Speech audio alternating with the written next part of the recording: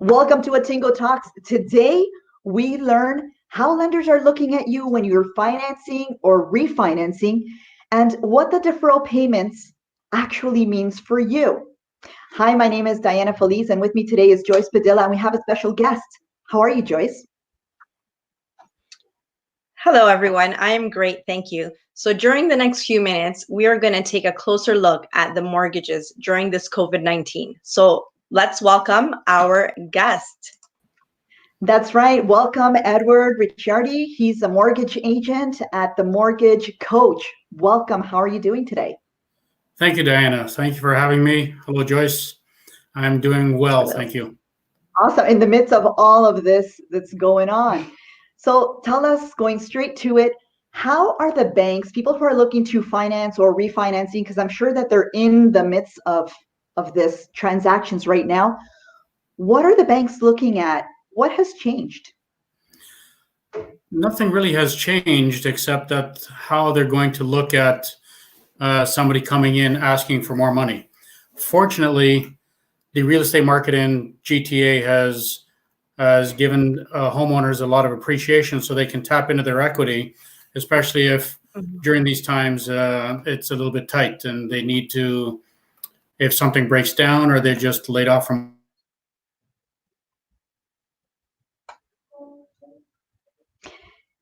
They're laid off from what? Tightly. Okay, there you go. You stalled there for a second. I guess the internet. They're laid off from work, you were going to say.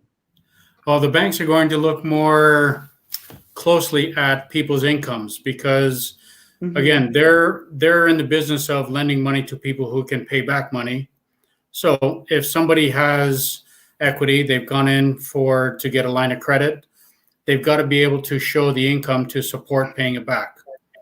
They're not giving money free. Sometimes especially during this time, credit cards are racking up pretty quickly. Yes. So a refinance might be a better idea than a line of credit, might be a better idea than racking up another credit card, even though there's offers everywhere for, hey, get this credit card free and introductory interest offer, or it's just easy to get credit when somebody has credit. But it might be a better idea and a cheaper idea for them to refinance their mortgage. Interest rates are still really good. They're still below 3% for most people. And people can load up a pile of debt into a lower interest mortgage instead of a 19 or 20% credit card, get it at 2.8, 2.9, 3%, whatever it may be. That's a much lower interest bearing kind of debt, and it'll free up a lot of income for somebody at the end of the month. And someone who's applied for that CRB program, would they be qualified to get a mortgage? The CERB program is a nice handout from the government, but I think it stipulates that you've had no income for the last 4 weeks. If someone is laid off, they're not going to qualify for refinancing, because refinancing, getting a new mortgage, will all be dependent on being able to pay the mortgage. Now, I would ask people that if they are laid off, go to your employer and ask them for a return date, a letter of employment with a return date. And it might be tentative, but at least that tells the lender that, hey, sure, we've laid them off for now, but we are expecting them back to work. Just like when a woman goes on maternity leave or a parent goes on paternity leave, they get a letter from the employer saying that they are expected back to work and they're going to have their job waiting for them when they come back. That's that way a great the lender knows that they do have a job to come back to. And that guarantees, really interesting. Yeah, that guarantees the lender that, sure, they're going to be able to pay this back even though they're on a reduced income now. Okay, so that's really good to know, Edward. I have a question. So many have taken the option to defer their mortgage payments. Yes. So what exactly does that mean for them? I'm glad you asked.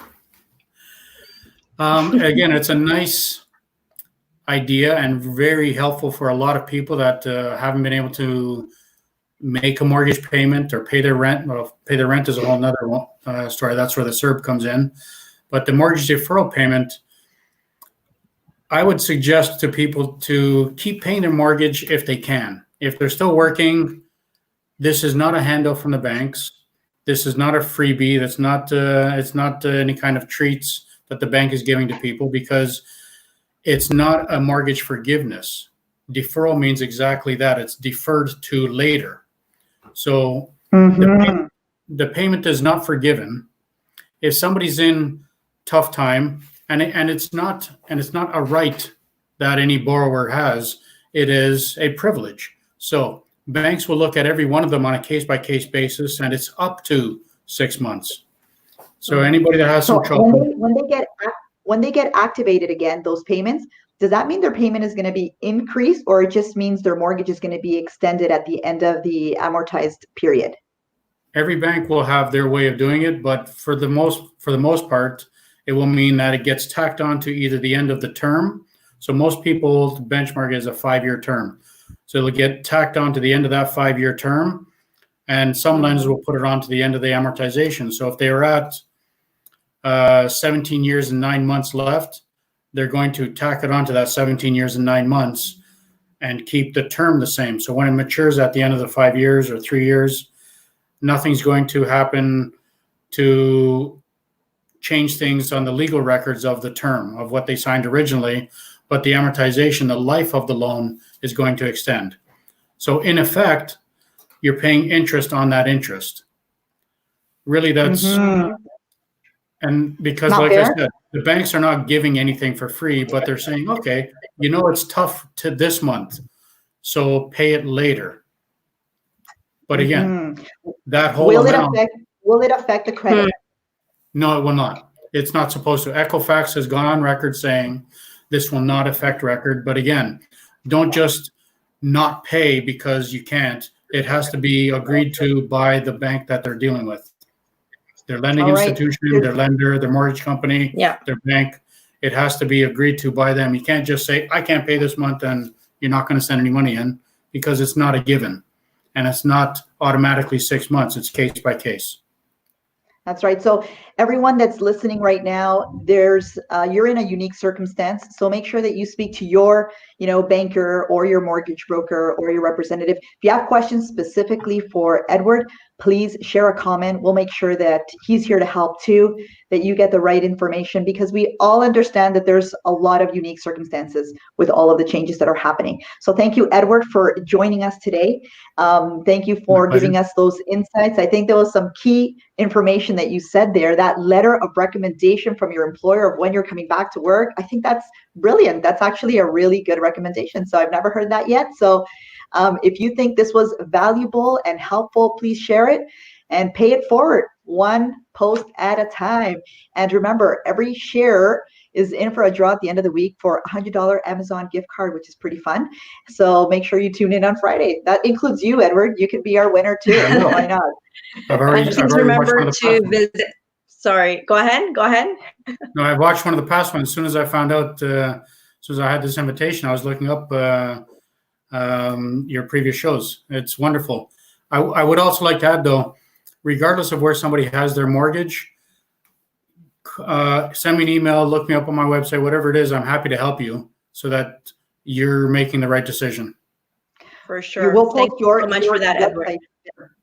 Yeah, we will be posting, and we have tagged pinned to the top of our Facebook page, Attingo/COVID-19, where you can get all the resources, and we will have Edward's information there too. So if anyone wants to reach out to him, feel free to get that expert advice. So see you all tomorrow. We're going to be talking wellness. So wellness during these times. That's right. Thanks for joining us today, everybody. This is Attingo Talks. Key insights on everything financial. If you're there watching us right now, please share where you're from. We really want to get to know you, and we're so thankful. Make sure that you engage and ask the questions, because the information that's relevant to you will bring the experts and have those conversations here online.